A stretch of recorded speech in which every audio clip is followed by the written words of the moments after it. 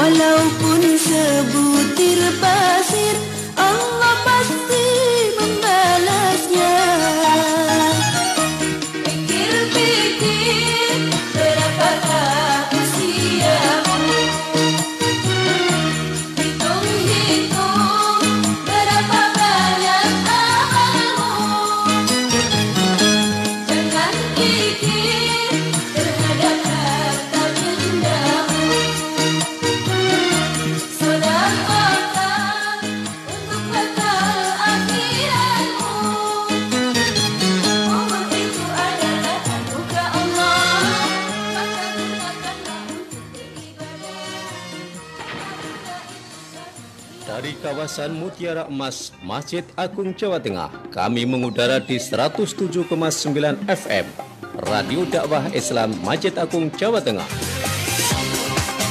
Setiap hari kami mengudara, mulai adzan subuh hingga pukul 21 waktu Indonesia bagian Barat. Radio Dais, radionya umat Islam Jawa Tengah. Dais, terdepan dalam dakwah dan nada.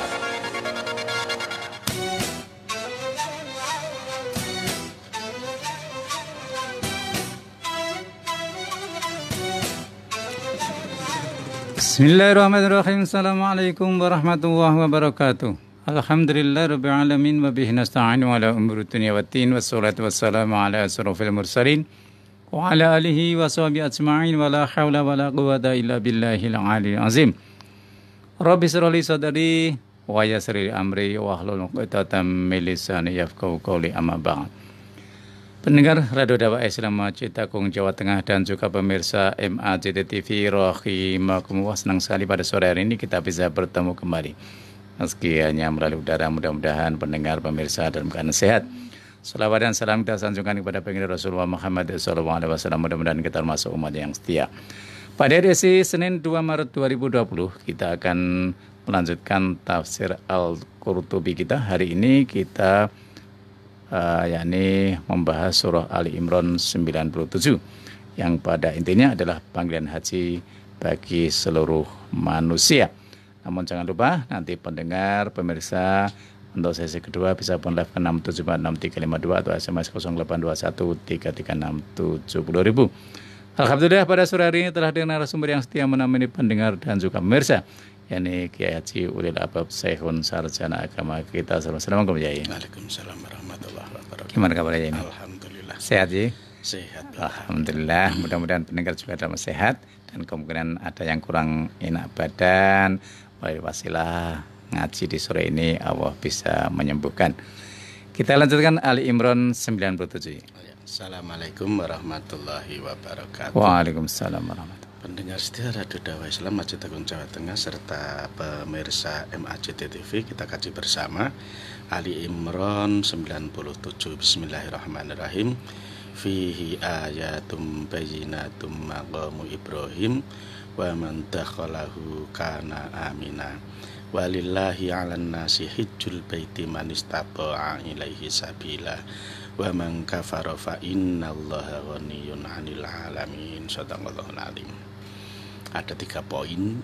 Poin pertama kaitannya dengan fihi ayatum bayyinatun, bahwa di tanah haram Bakkah itu ada banyak ayat. Karena ini banyak ayat, karena ini bentuknya jamak muannats salim, jadi tidak satu, ada banyak ayat. Sehingga yang dimaksud dengan ayatum bayyinatun ini tidak sekedar makom Ibrahim. Makom Ibrahim hanya diambil yang terpenting saja. Di antaranya adalah makom Ibrahim. Jadi makom Ibrahim itu adalah badal dari ayatum bayyinatun. Sehingga banyak yang ulama-ulama berpendapat bahwa yang dimaksud dengan ayat ini adalah ya semua tanda-tanda kekuasaan Allah yang memang erat kaitannya dengan Nabi Ibrahim, sehingga diambil satu saja makom Ibrahim sudah memberi perwakilan ya semua. Ya dari semua. Jadi diantaranya Imam Mujahid itu menyebutnya yang dimaksud dengan makom Ibrahim itu adalah al-haram kulluh. Seluruh tanah haram itu adalah makom Ibrahim. Jadi tidak hanya batu yang ada bekas pijakannya tempat berdiri itu. Jadi makom bukan makam seperti dalam arti bahasa Indonesia ya. Bahasa Indonesia makam itu diartikan kuburan ya. Nah, tapi kalau ini makom, itu dari kata akoma, mukomun. Mukom itu tempat berdiri atau tempat tinggal nanti. Jadi Nabi Ibrahim itu bisa arti makom tempat berdiri, bisa berarti mukom tempat tinggal. Karena untuk membangun Ka'bah itu kan butuh waktu lama, sehingga waktu itu Nabi Ibrahim dan Nabi Ismail bertempat tinggal di situ. Sehingga kalau diartikan makom artinya tempat berpijak, ya hanya batunya itu. Tapi kalau makom dengan dhammah di depan mukom, itu artinya adalah tempat tinggal. Seluruh tanah haram itu tempat tinggalnya Nabi Ibrahim. Nah gitu. Sehingga diantaranya misalnya didukung oleh Ibnu Abbas itu Imam Bakun, maksudnya adalah keseluruhan, sehingga diantaranya misalnya fadhahaba ila anna min ayatihi as-safa wal marwa. Safa marwa itu juga bagian dari mukom Ibrahim. Mukom artinya tempat tinggal, itu termasuk safa marwa, itu bagian dari tempat yang ikut digelar untuk kegiatan haji, juga kaitannya dengan istrinya Nabi Ibrahim. Nah, itu termasuk rukun dan makom, itu pojokan-pojokannya Ka'bah serta makom Ibrahim. Nah gitu. Karena itu arodu maqama Ibrahima wal hijrul awal hajarul aswad wal hatim wa zamzam wa masairi kuliha. Jadi seluruh tempat-tempat yang mustajabah di Ka'bah, di Multazam, di Hijr Ismail, itu seluruhnya ya masuk kategori mukomnya Nabi Ibrahim. Nah gitu. Sehingga ada juga yang diantaranya menyatakan bahwa misalnya Abu Ja'far An-Nuhas menyatakan karena ini dibaca dalam bentuk ayatum bayyinat, karena itu Safa Marwa termasuk ayat. Wa minha atau irlayaklul baita sahihan. Ini mungkin masih boleh dicoba sampai sekarang. Jadi di atas Ka'bah nggak pernah diinceloi manuk. Jadi tidak ada burung yang berani hinggap di atasnya Ka'bah. Tapi kalau terbang di atas Ka'bah itu kan pakainya kan Allah, bukan fauqa. Kalau fauqa itu kan jauh di atasnya. Nah gitu. Kalau mungkin di atasnya mungkin ya sepertinya juga jarang sekali kan ya. Yang karena ini juga ya'lul baita sahihan. Jadi lewat di atasnya Ka'bah aja itu rata-rata nggak berani. Ya, jadi hampir bisa dinyatakan ini anatoiro la ya'lul baita sahihan. Jenis-jenis burung yang nggak berani terbang atau hinggap di atasnya Ka'bah. Padahal di sana itu kan kalau Masjidil Haram banyak, Pak. Itu burung dara aja banyak yang bertelur di sela-sela loster-losternya, itu banyak. Tapi nggak ada yang hinggap di atasnya Ka'bah. Nah itu nggak ada. Itu bagian dari ayat tanda kekuasaannya Allah. Nah itu. Di antaranya wa minha anal jari hayatul busaida fa idza dakhalal harama tarakahu. Termasuk sangat dihormati, sangat disegani tanah haram. Ini berarti tidak hanya Ka'bah. Karena itu tidak hanya makam Ibrahim, bahkan sampai batas tanah haram. Berarti paling tidak sampai sana, sampai Tanim, sampai Jirona, sampai ke Yalamlam ya gitu. Bukan Yalam, udah terlalu jauh. Sampai Hudaybiyah. Nah, itu batas-batas tanah haram.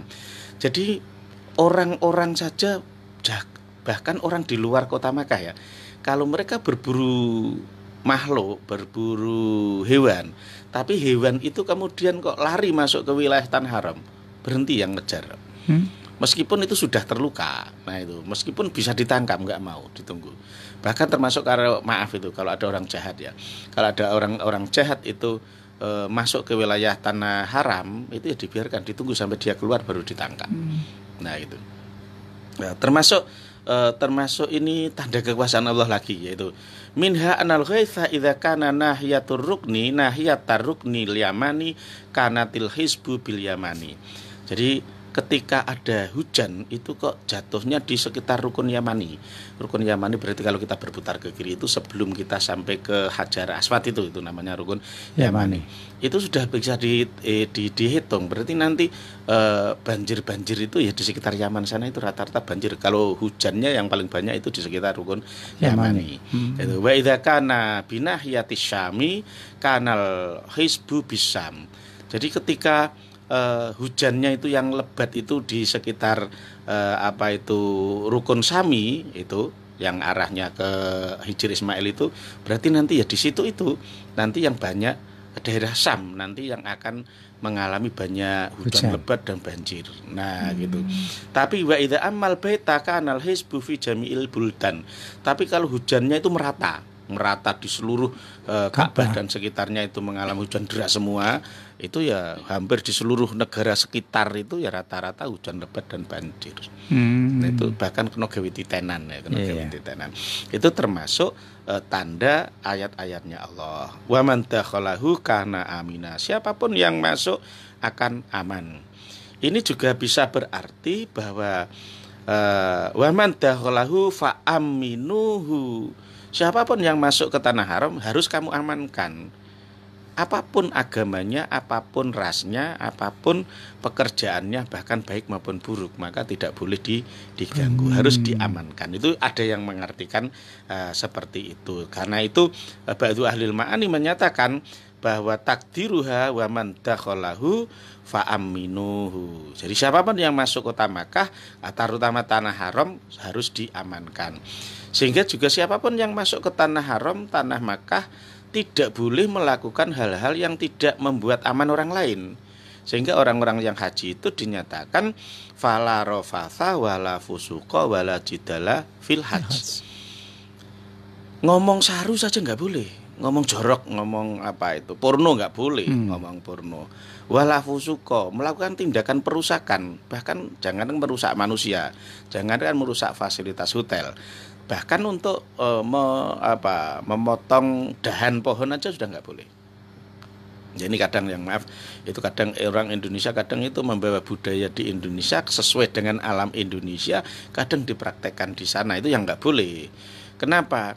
Karena untuk dahan pohon itu di sana sangat mahal, bukan mahal pohonnya, mahal perawatannya. Ya, kalau di Indonesia itu yang namanya pohon itu ranting-rantingnya biasa dipangkasi untuk makan kambing gitu, untuk makan kambing biasa cara wong desa kula ngrani golek rambanan. Nah, itu dipangkasi. Tapi kalau di Arab sana nggak boleh dipangkasi. Kalau di sini itu ranting-ranting pohon dipangkasi untuk makan kambing. Tapi kalau di sana kita itu di tanah haram kok mangkas dahan pohon didenda harus menyembelih kambing. Jadi malah terbalik kan. Neng kene iki dahan dipotong untuk makan kambing, kalau kita di sana memotong dahan didenda kena dam untuk menyembelih kambing. Oh, ini bagi yang haji. Iya. Ya termasuk kalau meskipun nggak musim haji, kalau dia itu di tanah haram juga nggak boleh, Pak. Nggak boleh. Jadi meskipun nggak musim haji, tapi dia motong pohon nggak boleh di tanah haram loh, ya nggak boleh. Itu dendanya cukup besar. Bahkan kalau motong pohon itu dendanya nyembelih unta. Kenapa? Karena perawatannya berat. Hidupnya pohon di sana itu sangat sulit. Nah, gitu. Kalau kemudian semua orang boleh memotong dahan atau memotong pohon di tanah haram, betapa makin gersangnya nanti. Nah, gitu. Jadi repot memang, jangan terbalik. Bahkan mencabuti rumput pun jangan. Kenapa? Ya kembali lagi terbalik ya. Kalau di Arab Saudi sana itu yang namanya rumput itu disiram air, Pak, biar tumbuh. Kalau di sini kan disiram obat biar mati. Ya terbalik. Ya, kalau sana itu rumput ditanam, kalau sini rumput dicabuti, ngotor-ngotori ngarep omah. Nah, di sana enggak, rumput itu ditanam, bahkan disirami setiap sore itu ada keran yang mancur itu nyirami. Kenapa? Ya memang daerahnya tandus, daerahnya panas. Hanya sekedar rumput 3 sampai 10 rumput saja sudah terlihat hijau, itu di mata sudah luar biasa. Jadi akan beda. Wa man dakhalahu kana amina. Termasuk yang diamankan bukan hanya manusia, hewan pun juga diamankan. Meskipun pendapat ini juga dibantah oleh Ibnu Arabi. Ya kita tafsir kita ini kan tafsir perbandingan ya. Jadi enggak hanya satu versi. Ibnu Arabi punya pendapat yang agak beda lagi. Jadi orang yang berpendapat bahwa siapapun yang masuk ke Masjidil Haram atau masuk ke tanah haram itu pasti aman. Dalam arti untuk seterusnya ini oleh Ibnu Arabi dianggap keliru. Wa kullu man qala hadza faqad wahama min jihataini. Ini ada salah paham itu. Yang pertama, kenapa al ayatu annaha khabarun amma madzu. Jadi ayat waman dakhalahu kana amina itu dulu gitu. Nah, dulunya seperti itu. Walam yuksot biha isbatu hukmin mustakbalin. Ini bukan berarti perintah bahwa untuk sekarang dan seterusnya semua harus diamankan. Itu dulu. Nah, itu kalau Ibnu Arabi bilangnya seperti itu. Yang kedua, anadzalikal amna qad dhahaba. Jadi keamanan seperti itu sekarang sudah enggak berlaku lagi. Setelah Nabi meninggal dunia kan juga, misalnya Ibnu Zubair itu juga dibunuh di tanah haram juga. Nah, terus kemudian dilihat, lah yang membunuh kok ya aman-aman saja. Nah, gitu. Yang membunuh kok ya aman-aman saja. Nah, misalnya Hajjaj bin Yusuf terkenal sekali itu. Itu kan gubernur Makkah yang paling kejam. Itu membantai banyak orang juga. Jadi tanah haram. Kok ya aman-aman saja. Ini sebagai dasar bagi Ibnu Arabi bahwa ayat ini wa man dakhalahu kana amina. Toh ini dari segi tata bahasa ya enggak salah Al-Qur'an. Kenapa? Karena bentuk maf'il madhi semua. Waman dakhalahu, dan siapa yang dulu pernah memasukinya, karena aminnya dulu dia aman. Karena fi'ilnya madhi semua. Ibnu Arabi secara lafzi menggunakan dasar itu. Waman dakhalahu karena aminah. Bisa jadi kalau sekarang dan seterusnya, bisa jadi enggak aman juga bisa. Ya, tapi kalau dulu memang dulu, zaman dulu itu memang semuanya diamankan. Kenapa? Anadzalikal amna qad dhahaba wa annal qatla wal qitala qad waqa'a ba'da dzalika fiha. Karena dalam sejarah tercatat bahwa ternyata pembunuhan dan peperangan terjadi juga di tanah haram. Yang terakhir misalnya pemberontakan Qoromitoh. Itu kan kelompok pemberontak Qoromitoh itu kan dari salah satu sayap dari Syiah yang galiran keras juga. Yang sempat mencukil Hajar Aswad. Jadi Hajar Aswad itu dicukil dari dalam. Jadi mereka membuat lorong karena memang tanah sana kan dibuat lorong nggak mungkin ambrol kan, karena memang bukan tanah ya, kalau saya bilang batu. Sehingga buat lorong-lorong bawah tanah kayak lorong tikus itu sampai jebolnya itu persis di dalamnya Ka'bah. Ya, mereka di dalamnya Ka'bah, kemudian Hajar Aswad itu didodos dari dalam, diambil, dihancurkan. Jadi Hajar Aswad yang sekarang masih ditempel itu tinggal serpian kecil. Itu jadi enggak gemblondong, itu enggak gemblondong, itu tinggal serpian kecil-kecil sekali, kecil-kecil. Posisinya tetap di pojok situ. Bentuknya tetap seperti, tapi itu sudah serpian kecil. Itu gara-gara pemberontakan Qoromitoh. Itu pemerintah Arab Saudi hanya mampu menyelamatkan kurang lebih 8 butir. 8 butir itu yang terbesar itu hanya sebesar biji kurma. Hanya sebesar biji kurma.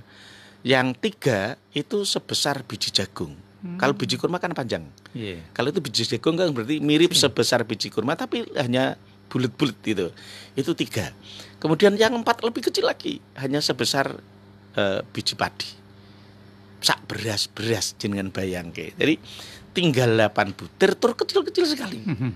Nah, itulah yang kemudian akhirnya ditata, dicor, kemudian dilapisi dengan perak agar tidak bisa diganggu lagi. Jadi ketika kita zaman sekarang misalnya rebutan mencium Hajar Aswad, yang paling banyak ya mencium cor yang dibungkus pakai perak itu. Wangi memang dikasih minyak wangi. Kalau segi fadilah tetap sama. Tapi kalau dalam arti fisik maka sudah sangat sulit sekali kita untuk nutul ke hidung kita ini ke dalam tepat ke Hajar Aswadnya. Karena selebar muka kita, kemudian ini 8 serpian ini ditata, kemudian ditutup pakai perak. Ditutup pakai perak. Kenapa? Ya segitu sudah khawatir juga lagi kok nek diketok kemana dicukil lagi. Nah, itu. Tapi kalau dari segi fadilah ya enggak ada bedanya. Karena juga toh ngambung Hajar Aswad juga ulama masih belum ada kesepakatan apakah itu enggak sampai wajib. Sunnah saja masih diragukan. Ada yang menyatakan sunnah, ada yang menyatakan mubah. Kok bisa mubah? Buktinya nyatanya Nabi itu pernah tawaf, kemudian itu Nabi naik unta. Kemudian itu cuma tongkatnya Nabi itu disogok ke ninggon Hajar Aswad tuk gitu saja. Jadi kalau ini juga sekaligus membantah kalau ada orang Islam dikira nyembah Hajar Aswad salah gede. Iya, kenapa? Nyembah Ka'bah juga salah gede. Karena kita enggak menyembah Ka'bah, enggak menyembah Hajar Aswad, itu hanya tempat kiblat saja. Nah itu diciumi apa seperti menciumi patung-patung persembahan? Enggak. Karena buktinya itu Nabi mencontohkan kalau dekat bisa mencium-cium, kalau agak jauh ya cukup diusap saja. Kalau bahkan isyarat jarak jauh pun boleh. Bismillahirrahmanirrahim itu aja boleh. Nah gitu. Bahkan cukup jauhin aja. Bismillahirrahmanirrahim boleh kok. Jadi nggak usah apa ya repot-repot gitu, nggak usah repot-repot. Karena itu kalau kita pas haji atau umroh ora usah do rebutan ngambung hajar aswad ya. Apa meneh direwangi jorok-jorokan nggak perlu. Walillahi ala nasi hijjul baiti man istata'a ilahi sabila. Ini yang pada intinya walillahi ala nasi hijjul baiti. Ini lamnya itu adalah lamul ijab wal izam. Lamnya ini menunjukkan arti wajib. Kenapa? Karena disambung dengan Allah. Nah itu disambung dengan Allah. Allah alatihya min aukadi alfadil wujub indal Arab. Dalam bahasa Arab Allah itu menunjukkan super wajib. Nah kokoh sekali. Apalagi di depannya sudah pakainya itu lamnya itu lam lil wujub, disambung dengan alanya juga lil wujub. Nah, sehingga akhirnya sudah pasti. Jadi disimpulkan bahwa walillahi ala nasi hijjul baiti itu wajib. Wajib kenapa? Lah lillahnya lamnya lil wujub, alanya juga lil wujub. Nah, itu bagi bahasa Arab seperti itu. Karena itu haji itu diwajibkan. Cuma beda dengan ibadah yang lain ya. Ibadah yang lain itu dibatasi oleh waktu dan ada masa qadha-nya. Sudah melewati expirednya. Salat maghrib itu kalau sudah mega yang merah, mendung yang merah hilang maka sudah habis waktunya dan harus qadha. Tapi kalau babakan haji enggak seperti itu. Jadi yang dimaksud dengan walillahi ala nasi hijjul baiti man istata'a ilaihi sabila, maka ini menunjukkan artinya ada kelonggaran. Nah, itu ada kelonggaran. Di antaranya misalnya Ibnu Abbas, Ibnu Abdil Bari minad dalili ala anal hajja ala tarohi ijma'ul ulama ala tarki tafsikil qadiri alal haji idza akharahul ama wal amaini wa nahwihima. Jadi ini disepakati oleh Ibnu Abdil Bari. Ulama sudah sepakat bahwa orang yang mampu untuk berangkat haji itu tidak serta-merta harus tahun ini langsung harus berangkat haji. Boleh ditunda. Ditunda karena ada kepentingan lain boleh, ditunda karena sistem juga boleh. Orang Indonesia banyak yang hajinya tertunda karena sistem. Karena memang untuk yang haji reguler saja untuk Jawa Tengah sudah masa tunggu sudah 25 tahun ya. Sudah 25 tahun. Nah, itu untuk tahun ini 2020 sudah 25 tahun. Berarti kalau kita daftar sekarang mungkin ya berangkatnya sudah 2045 ngoten nggih. Ya kira-kira sido jak maca talbiyah apa jak maca istirja innalillahi wa inna ilaihi rajiun. Karena wong haji karo wong mati kan meh padha. Ya sama-sama ngumpul ke tonggo. Nah itu teman nak wong arek haji ki jak maca labbaik Allahumma labbaik, nak wong mati ngumpul ke tonggo jak maca innalillahi wa inna ilaihi rajiun. Ya padha-padha ngeterke, nak wong haji terke ning bandara, nak wong mati terke ning kuburan. Padha-padha ditumpake, nak wong haji tumpake Garuda, nah kuwi tumpake kereta. Nah mung ngoten mawon kok. Ya padha-padha nggawa kain putih, nah haji nganggone kain ihram, nah kuwi nganggo kain kafan, ya ngono aja. Ya padha wae ngeterke kaji ya do nangis, ngeterke wong mati ya do nangis. Itu meh mirip ngono. Meh mirip. Ya, kemudian falama ajma'u ala annahu la yuqalu liman hajja ba'da awamin min waqti istita'atihi antaqadin lima wajaba alaika alimna anna waqtal haji muwassa'un fihi. Terbukti kalau ada orang menunda waktu hajinya sampai bertahun-tahun, bahkan 10 tahun, 20 tahun, atau karena sistem misalnya kita sudah 25 tahun, toh tidak ada yang bilang berarti kamu harus mengqadha sekian kali. Itu menunjukkan bahwa waktu haji itu sangat luas. Waktu haji sangat luas. Karena itu kalau kita punya tetangga, saudara, teman yang kaya raya tapi belum juga berangkat haji, ya jangan mudah diolok-olok berdasarkan hadis bahwa orang yang sudah kaya cukup tidak mau haji maka silahkan mati Yahudi atau Nasrani. Kan masa hajinya memang panjang, mau 10 tahun lagi, mau 25 lagi, monggo lah, urusan dia yang mau ngatur waktunya itu. Jadi kita jangan mengusik orang lain, orang yang kaya yang belum berangkat karena karena keadaannya, bisa belum berangkat karena sistem atau apapun alasannya. Karena itu memang wasaun. Nah gitu. Wa annahu ala tarohi la alal fauri. Haji itu tidak harus seketika, tapi tarohi, longgar lah, waktu ini longgar. Nah gitu. Oh ini anak-anak saya masih kuliah dan sebagainya, ini anak saya sini, oh boleh lah tertunda boleh, tapi tidak ada niat sama sekali untuk tidak haji. Artinya daftar dulu. Ya yang paling enak ya gitu, daftar dulu lah. Sesuk soal mangkate kapan ya wallahu alam lah, menut wae. Nah gitu. Karena itu manis tatoa ilahi sabila, sehingga orang itu diwajibkan berangkat haji pun masih dibatasi istitoah. Dia memang harus mampu. Karena itu diantaranya Imam Daraqutni meriwayatkan dari Ibnu Abbas qala qila ya Rasulullah al haju kulla amin. Apakah haji itu setiap tahun? Qala la bal hijjatannya cukup sekali saja. Jadi haji itu cukup sekali saja. Fama sabilu, lah yang dimaksud dengan sabila itu apa ya Nabi? Apakah jalan yang dimaksud seperti itu? Enggak. Nabi jawabannya apa? Azadu warrohilatu. Itu adalah sangu, bahasa Indonesia ini apa Pak sangu? Ongkos biasa. Nah itu bekal dan rohilah, kendaraan untuk bisa menuju sampai sana. Ya, kendaraan untuk bisa sampai sana. Nah, kalau dulu pakai kapal ya pakai kapal. Kalau sekarang pakai pesawat ya pakai pesawat. Nah, gitu. Itu soal teknis. Nah, itu. Artinya kalau dulu itu pakainya onta ya jangan terus sekarang bekeneng harus naik onta ya enggak. Ya disesuaikan dengan keadaannya. Nah, gitu. Kalau dulu Nabi di hadis memang bilangnya seperti itu, walillahi ala nasi hijjul baiti man istata'a ilaihi sabila. Karena itu fasu ila andalika. Nabi jawabnya ya antak uda dhuhra bairin. Kalau kamu bisa duduk di atas punggung unta, ya jangan terus hadis ini dicekel mentah-mentah. Oh berarti mengko nek arep mangkat haji jajalane iso mentong-rong dhuwur unta apa ora. Apa setiap calon haji kok berarti dicoba oleh Kemenak. Kon linggih unta kedeke jengkalang apa ora, ya enggak usah seperti itu. Jadi kita baca hadis enggak boleh tekstual ya, enggak boleh tekstual. Nah gitu. Sehingga yang dimaksud ya itu tadi yang penting, sehingga diriwayatkan di Umar juga demikian.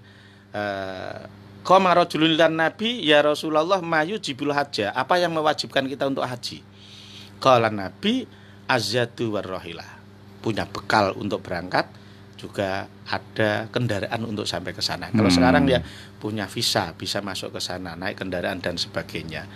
Karena itu alhamdulillah pemerintah Indonesia dalam hal ini Kemenak ya, itu pinter lemilah istilah. Nah itu jadi itu ongkos naik haji, bukan ongkos haji Pak. Ya kalau hajinya gratis, naiknya yang diongkosi. Nah gitu, sehingga itu membayar ONH, ongkos naik haji. Makanya orang sini bilang yo munggah haji. Nah gitu, bayar kanggo munggah haji. Itu yang dibayar ini munggah Pak. Ya dari Semarang, dari Semarang mau ke Solo kan naik bis, itu munggah bis, naik bis. Nanti dari Solo naik ke pesawat itu ya naik lagi bayar. Nanti turun dari pesawat diangkut pakai bis ya naik lagi. Nanti tidur di hotel, naik hotel itu bayar. Kalau hajinya gratis Pak. Ya karena memang tawaf, sa'i orang bayar kok gratis. Lah pemerintah Indonesia makanya pinter itu. Legendnya antik tenang. ONH, ongkos naik haji. Karena kalau ongkos haji salah, haji gratis kok diongkosi. Jadi kalau ada yang bilang bayar haji sopo kondo haji bayar, haji ki gratis. Sing bayar kuwi naik lah, itu naik bis, naik pesawat, naik hotel, tidur itu yang diongkosi. Kalau hajinya gratis iya itu sama dengan kita sholat itu gratis. Tapi kalau dari Demak mau sholat aja kok ke Masjid Agung Jawa Tengah, ya kuwi nak mbok menawa numpak Grab apa numpak Gojek, yang bayar itu biaya itu. Nah jangan terus bilang ini ongkos sholat, enggak, salah, bukan ongkos sholat. Nah, haji juga demikian. Jadi yang itu poin terpenting itu adalah zat dan rohilah, bekal dan ada sarana kendaraan untuk bisa menuju ke sana. Nah, cuma yang terakhir sing rada ora enak nyenengit. Tapi ini peringatan bagi kita, wa man kafara fa innallaha ghaniyun 'anil alamin. Wis dikandani api-api seperti itu. Kok ana sing ngeyel kafir atine angas wegah nglakoni haji, fa innallaha ghaniyun 'anil alamin. Gusti Allah ki ra butuh. Jadi seandainya kalian mutung semua tidak haji pun Gusti Allah ya ora rugi apa-apa. Nah, itu mengingatkan pada kita. Jadi sebenarnya kitalah yang butuh untuk biasa ziarah ke Masjidil Haram sana untuk melakukan haji. Bukan Allah yang butuh untuk kita datangi. Nah, gitu. Iya. Ya, kita dialog.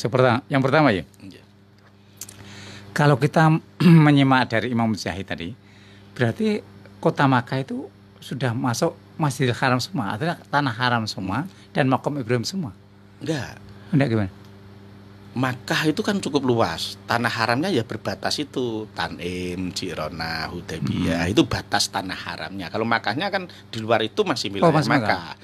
Kalau Makkah itu kotanya, kalau tanah haramnya itu ya ada batas-batasannya. Yang untuk mikot itu. Iya. Untuk mikot ihram itu. Nah, itu batas tanah haram. Nah, sehingga para ulama Makkah pun menyatakan bahwa seandainya ada orang itu nggak bisa berangkat Jumatan di Masjidil Haram, kemudian Jumatan di masjid-masjid di sekitar Masjidil Haram, asal masih masuk tanah haram, pahalanya sama. Jadi yang dimaksud dengan Masjidil Haram tidak harus dalam arti Masjid Haram yang ada Ka'bahnya itu, tapi semua masjid yang ada di tanah haram. Ulama Makkah kan sudah kesepakatan seperti itu. Sehingga ketika jam-jam 10, jam 11 itu jangan jam 10 kayaknya udah ada pengumuman tuh biasanya di HP udah masuk itu, yang zaman dulu itu masih SMS. Kalau sekarang mungkin WA itu ya masuk semua bahwa Masjidil Haram sudah kredit, silahkan Jumatan di lingkungan masing-masing, asal masih di wilayah tanah haram pahalanya sama. Berarti sedekah di tanah haram. Berarti ulama Makkah sendiri cara berpikirnya malah lebih longgar. Jadi tidak harus di Masjidil Haram itu dalam arti secara fisik yang ada Ka'bahnya itu. Di luar Masjidil Haram asal masih masuk tanah haram. Itu kan didukung oleh Mujahid tadi. Yaitu masuk bagian dari tanah haram. Yang dibuktikan orang yang masuk ke tanah haram itu juga enggak dikejar lagi kok. Ya dulu tapi. Enggak, artinya ini berarti maaf. Ini kan kadang-kadang kan orang masih penasaran gini. Wah, daripada sholat di Masjidil Haram masih padat, jauh dan sebagainya, dong ini podo wae. Berarti kata-kata itu betul. Iya betul, nggak salah, itu betul. Nggak betul. Sehingga kalau kita ke Masjidil Haram sendiri itu kan garis-garisnya kan sampai terminal itu, Pak. Iya, betul. Garis-garis soft itu karena ulama Arab Saudi sendiri juga menyadari ini kalau semua orang menganggap yang dianggap pahalanya 100.000 kali harus kalau yang di dalamnya Masjidil Haram, nanti bagaimana yang di terasnya? Bagaimana yang sudah jauh sampai di depannya WC umum sampai ke terminal sana. Nah, sehingga ulama Arab Saudi memang mengambil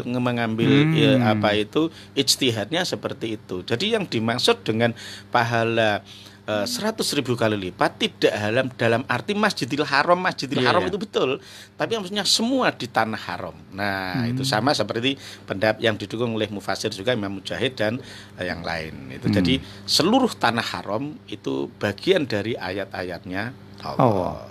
Sehingga akhirnya terbukti dengan kaitannya dengan siapapun yang memotong pohon di wilayah tanah haram itu kan kena denda. Baik dia itu pakai pakaian ihram atau tidak, sama tetap kena. Terus kaitan dengan tadi orang yang dapat dikatakan orang yang dapat dikatakan musuh atau apa sajalah namanya, pokoknya non muslim lah, masuk ke haram apa bisa? Kan tadi kan didiamkan. Dalam keadaan gini maksudnya, misalnya ada pencuri misalnya dikejar karena dia biar selamat, maka dia masuk ke tanah haram. Seperti itu pun dalam fikih-fikih memang pertimbangannya tidak boleh ditangkap. Dibiarkan dulu. Kalau pendapatnya Imam Abu Hanifah misalnya, idza laja'a ilal harami la yut'amu wa la yusqa wa la yu'amalu wa la yukallamu hatta yahruja. Kalau ada orang jahat dikejar kemudian masuk ke tanah haram agar dia aman, maka orang tanah haram kan tahu bahwa dia itu pelarian. Maka dia enggak akan dikasih makan, enggak akan dikasih minum, beli pun tidak dilayani. Akhirnya mau enggak mau dia harus keluar dari tanah haram. Jadi seperti itu. Berarti lebih ketat istilahnya ya. Ya, pertama break dulu ya. Pendengar pemirsa, kita jeda sejenak, namun jangan lupa nanti sesi kedua kita pon live ke 6746352. Kita dengarkan satu nada berikut ini. Ada panas-panasan dari kami bersama Syifa Nadia.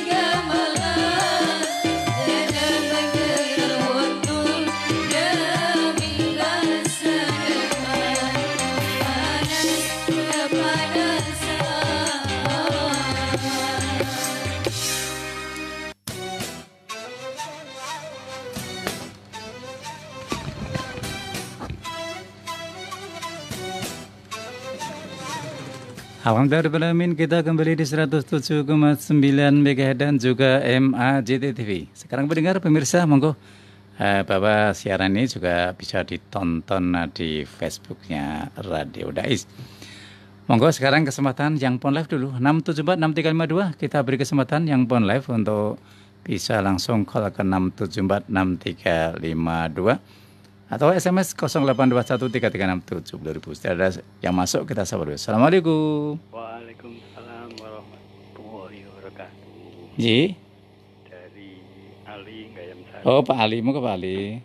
Begini, saya pernah mendengar pengajian di Kauman, Ji. Yai Abdul Umar. Oh, Ji. Beliau mengatakan sebetulnya orang-orang desa yang banyak sawahnya, pekarangannya, rumah itu sudah berkewajiban naik haji. Tapi beliau tidak kunjung naik haji karena kurang mendengarkan dakwah, penerangan agama, atau mungkin juga iman-iman menjual hartanya itu. Kemudian kami sebagai putranya ini membegalkan orang tua itu. Apakah yang demikian itu sudah menggugurkan atau sudah berarti orang tua kami itu sudah dikatakan naik haji ya? Haji. Sama Pak Ali. Ji. Assalamualaikum. Waalaikumsalam warahmatullahi wabarakatuh. Ya, yang pertama gimana? Kalau seperti itu, jadi orang desa itu istilah malas lah. Ya, itu masuk kategori istitoah juga. Istitoah. Jadi yang dimana istitoah orang mampu itu artinya wujud sangu tidak harus berupa uang. Karena orang punya harta kadang berupa unta, berupa sapi. Ya. Lah engko aja terus model kaya wong seneng duro sembodo. Lah piye iso haji wong kene ora tau nyekel duit belas ya. Duit kok dicekel ya, duit disimpen ning bank, duit kok dicekeli ya jaluk wong. Nah, itu. Ya tapi duit ora dicekel, tapi wong ya iso tuku tanah investasi sak nggon tanah sak ambrah-ambrah. Iya. Jadi maaf mau mengartikan sangu dalam jangan seperti anak TK lah cah sekolah sangune. Nah terus wujudnya duit, cah kuliah sangune wujud. Enggak seperti itu. Artinya dia itu sebenarnya hartanya berlebih kalau hanya untuk berangkat haji. Itu artinya zat sangu seperti itu ya. Nah, jadi ketika misalnya orang desa yang karena dia itu eman ya, kadang eman karena kadang pertimbangannya seperti ini, tanahku ono 5 nggon lah tapi wong anakku ki 10 ya. Monggo berarti sak nggone dibari di paro-paro. Nah, udah dipertimbangkan didol ya eman. Nah, didol ya eman. Nah, padahal seandainya kita jual pun wong anak besok ya bisa cari sendiri ya, anak kayak sak doprokan wis cukup. Nah gitu ya, jadi betul yang disampaikan oleh Mbah Tua Umar itu bagian termasuk orang yang mustati, sebenarnya orang mampu itu. Wong seandainya dijual satu bidang tanah saja itu ya, untuk haji ya. Berdua udah lebih dari cukup, tapi kadang kita terlalu mikir ke rizki bagi anak, padahal rizki koyok bringos ki rasa tok tandur ki sesuk do dibringos dhewe ngono. Nah, itu. Ya, tapi jadi, ini kan kaitannya dengan badal. Boleh. Jadi orang yang sudah dibadali haji maka sudah statusnya sebagai haji. Nah, gitu. Malah lebih murah. Terus sekarang badal haji itu kalau langsung kita minta untuk hanya merubah niat saja kan paling 7 juta, 8 juta mau. Jadi kalau ada orang yang sudah pernah haji kok dia berangkat haji, maka kita minta tolong nganu sesuk dirubah niate. Kapan satu-satu? Ya tetap satu orang untuk satu kegiatan toh. Jadi artinya dia berangkatnya yang tadinya niat untuk haji sendiri, sekarang hajinya niatnya mbadali lah. Tapi nanti kalau umrohnya kan bisa untuk dia sendiri. Nah terus bagaimana dengan hajinya? Karena haji yang kedua kan sudah haji sunnah, makanya boleh. Makanya termasuk syarat mutlaknya orang yang bisa mbadali haji orang yang sudah haji. Orang yang sudah haji baru boleh mbadali. Nah gitu. Lah kalau belum haji kok mbadali ya jeruk mangan jeruk, jenenge wong kowe dhewe cek kewajiban haji kok mbadali haji. Nah gitu jadi boleh Pak itu. Nah terus gimana dapat pahalanya? Ya hajinya dia tetap sah, lain mbadali ya tetap sah, pahalanya ya tetap sah gitu. Untuk dua-dua nih. Ya. Monggo 6746352 masih kita buka untuk phone live-nya. Ya, kalau belum ada kita baca WA. Assalamualaikum ya. Waalaikumsalam. Dari Umayyah Fahri. Fenomena penyetoran jamaah umroh Indonesia bagaimana Ji? Oh, penyetopan ini banyak viral di medsos kalau sudah tidak ada yang tawaf, orang tawaf di Masjidil Haram, pertanda akhir. Oh, hari akhir zaman sudah dekat. Mohon pencerahan Ji. Ya alhamdulillah. Ya meskipun Indonesia dicegat dulu, negara lain dicegat dulu, tapi ya insya Allah tidak mungkin sampai kosong. Cuma aja kalau di seluruh dunia masih boleh, itu masih jutaan, tapi kalau itu masih ratusan ribuan ya tetap masih banyak. Itu yang dicegat kan dari negara lain. Tapi orang Makkah dan sekitarnya kan masih pada tawaf. Nah, setiap waktu juga mereka masih pada sholat di Masjidil Haram, dan itu enggak hanya ratusan, masih ribuan orang. Jadi tidak terus kalau orang luar nggak boleh masuk, nanti nggak ada orang yang tawaf, enggak. Itu yang di medsos itu jangan terlalu dipikirkan terlalu dalam. Di medsos itu memang suka cari sensasi yang berlebihan. Ya harus kita pahami, namanya aja dunia maya. Dunia maya itu kan seperti mayat-mayat kakean gaya. Nggak nyata ya. Iya, kadang ya terlalu berlebihan ya. Jadi seakan itu mengeksploitasi hadis itu seakan itu sudah sangat menakutkan, didramatisir berlebihan.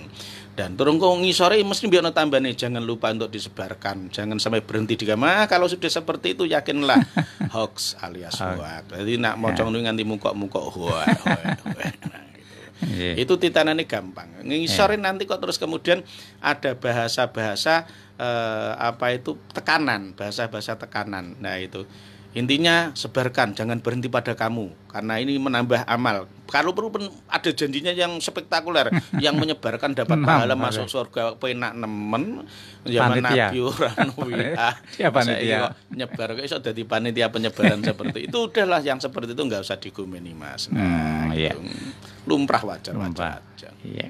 Tapi lagi, assalamualaikum Yai. Waalaikumsalam. Dari Pak Masum.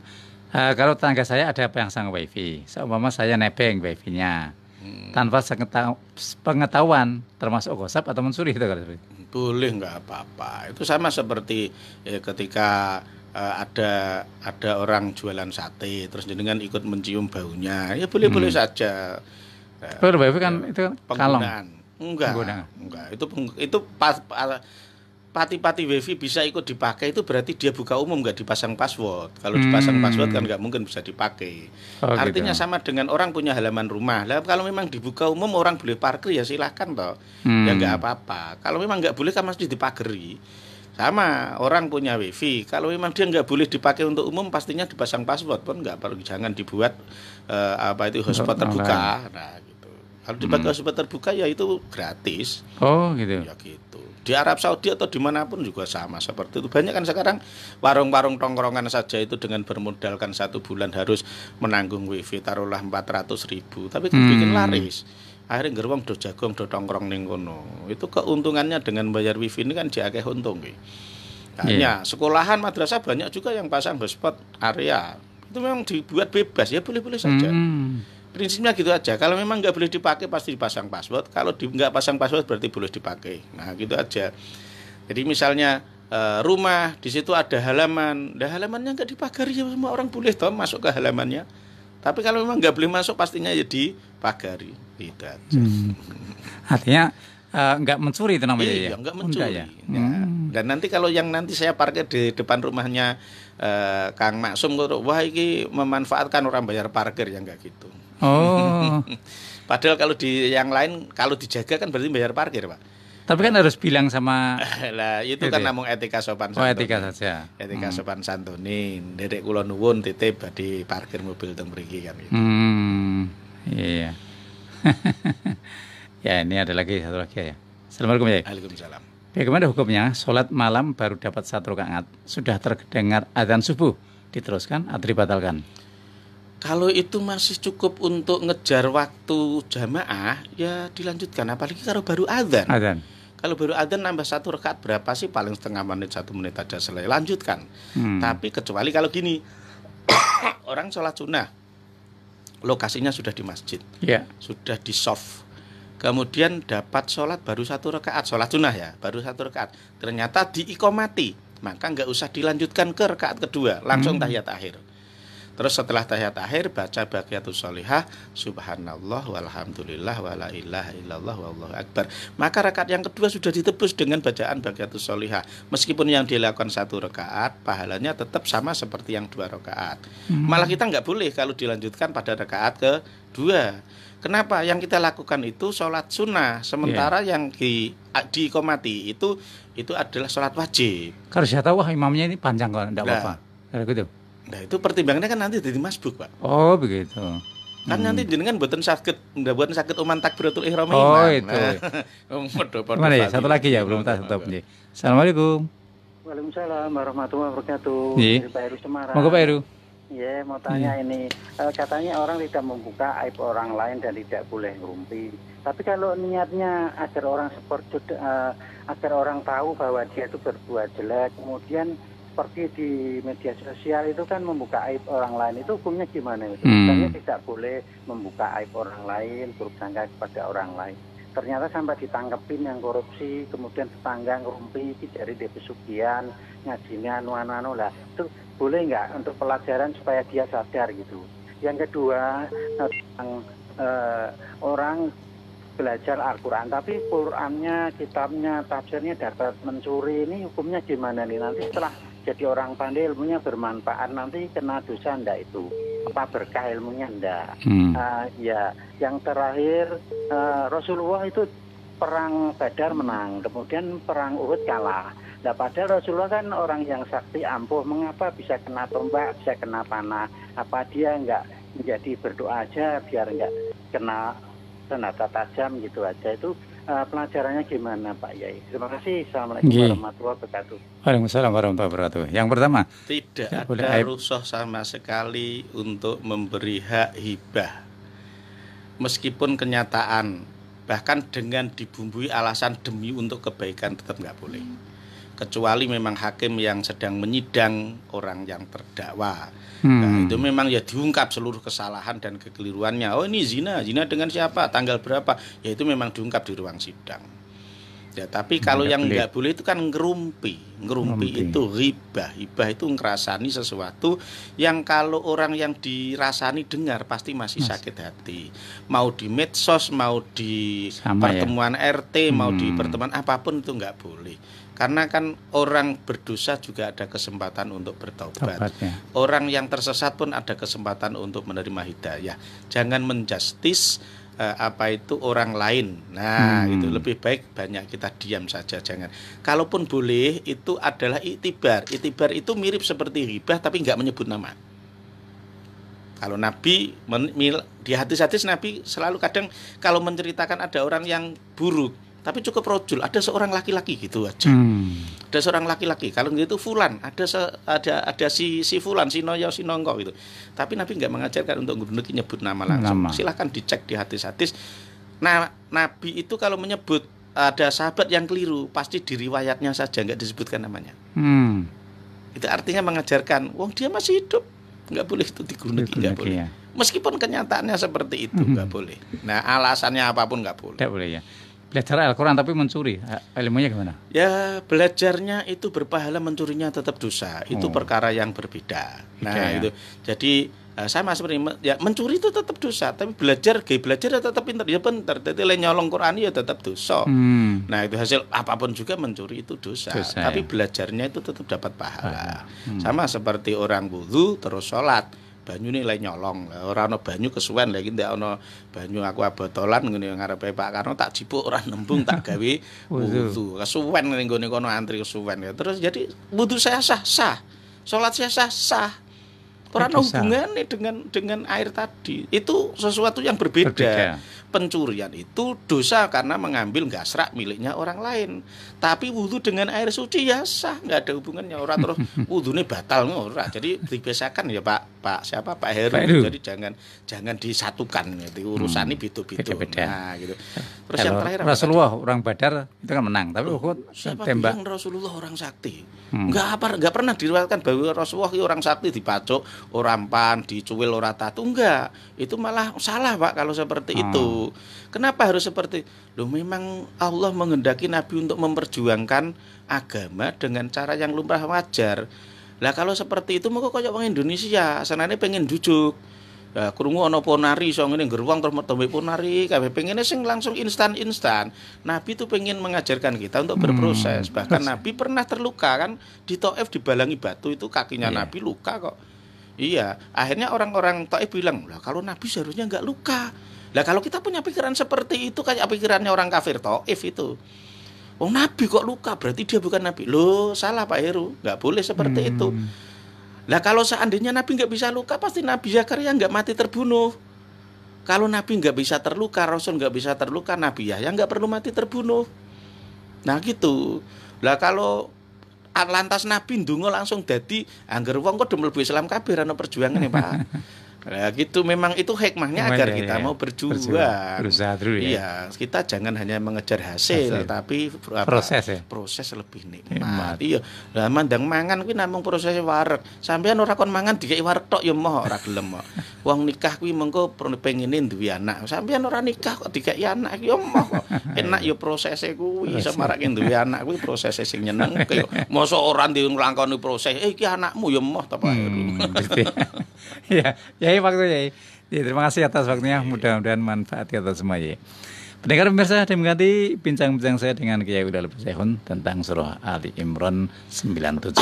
Mudah-mudahan ini menjadi tambahan ilmu kita sehingga iman takwa kita semakin bertambah. Dan akhirnya saya karena berterima kasih atas kebersamaannya dan maaf atas khilafan. Kita akhiri. Wassalamualaikum warahmatullahi wabarakatuh. Waalaikumsalam.